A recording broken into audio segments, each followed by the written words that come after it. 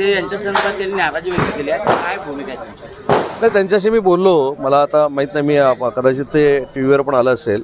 मी स्वतः त्यांच्याशी एक 5-10 मिनटं बोललो आणि मी त्यांना स्पष्ट पद्धतीनं सांगितलं की कुठच्याही पद्धतीनं कुठच्याही समाजाची संघटनात्मक किंवा आंदोलनाची जी परिस्थिती आहे ही वेगळ्या पद्धतीनं हाताळणारे माननीय एकनाथ शिंदेसाहेब नाही आहेत. मराठा समाजाला ते मुख्यमंत्री असतानाच 10% आरक्षण मिळालेलं होतं आणि मनोजजींच्या अनेक मागण्या हे माननीय एकनाथ शिंदेसाहेबांनी पूर्ण केलेल्या ह्या मनोजदादांना देखील माहिती आहेत. आता देवेंद्रजी मुख्यमंत्री म्हणून काम करत आहेत.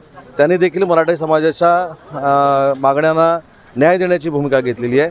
परंतु ते दाखले रद्द झाल्यामुळे जो गैरसमज पसरलेला आहे त्या संदर्भात मी मनोजदादांची चर्चा केलेली आहे.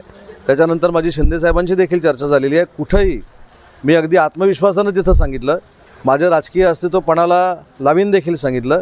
कुठच्याही बाबतीमध्ये एकनाथ शिंदेसाहेबांचा स्वभाव हा अख्ख्या महाराष्ट्राला माहिती आहे. कुठची चळवळ दाबण्यासाठी माननीय एकनाथ शिंदेसाहेबांनी कधीच प्रयत्न केलेले नाहीत आणि तो त्यांचा गैरसमज होता, तो दूर करण्यामध्ये मी यशस्वी झालेलो आहे.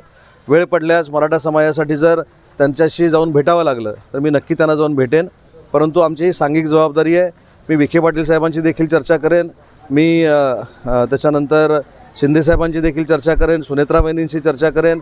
वेळ पडल्यास मी मुख्यमंत्री देवेंद्रजी फडणवीस साहेबांना देखील या संदर्भातली माहिती देईन आणि त्याच्यातनं कुठेही मराठा समाजावर अन्याय होणार नाही ही भूमिका शासन म्हणून आमच्याकडनं घेतली जाईल. सांगितलं की शिवसेना एकनाथ शिंदे गटात आता हालचाल आणि चलबिचल सुरू आहे, कारण निकाल शिवसेनेचा आमच्या बाजूला लागणार आहे. त्यामुळं छोट्या पक्षात तुम्ही शिंदे पक्ष सामील होईल. मला असं वाटतं की हा तर सर्वोच्च न्यायालयाचा अपमान आहे. ज्यावेळी माझ्यासारख्या कार्यकर्त्याला, ज्यावेळी माझ्यासारख्या मंत्र्याला माननीय सर्वोच्च न्यायालयामध्ये याचिका दाखल करत असताना पत्रकारांनी प्रश्न विचारला तेव्हा मी हे सांगितलं की न्यायालयीन व्यवस्थेवर आमचा विश्वास आहे. आम्ही आमच्या सगळ्या गोष्टी, सगळ्या ज्या काही कागदपत्रं आहेत ते आमच्या वकिलांमार्फत युक्तिवादामध्ये मांडू आणि आम्हाला खात्री आहे की आम्हाला योग्य तो न्याय मिळेल. परंतु न्यायालयाच्या बाहेर राहून अशा पद्धतीनं निकाल आमच्याच बाजूनं लागणार आहे हे न्यायालयावर दबाव आणण्यासारखं आहे आणि हा न्यायालयाचा अवमान आहे. सातत्यानं गद्दार हा शब्द वापरतात आमदारांच्या बाबतीत, जे फुटीर गद्दार आहेत.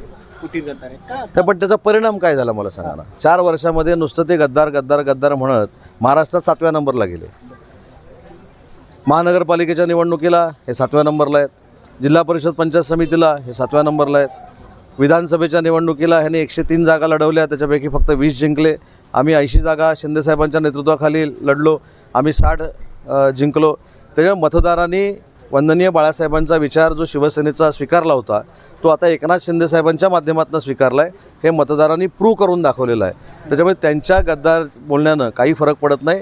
त्यांनी खरी गद्दारी 2019ला महाराष्ट्राच्या जनतेनं जे मतदान केलं होतं त्याच्या विरोधामध्ये केलेली होती आणि ते काँग्रेसच्या मांडीवर जाऊन बसले होते. त्याच्यामुळे खरे गद्दार ते आहेत, आम्ही नाही.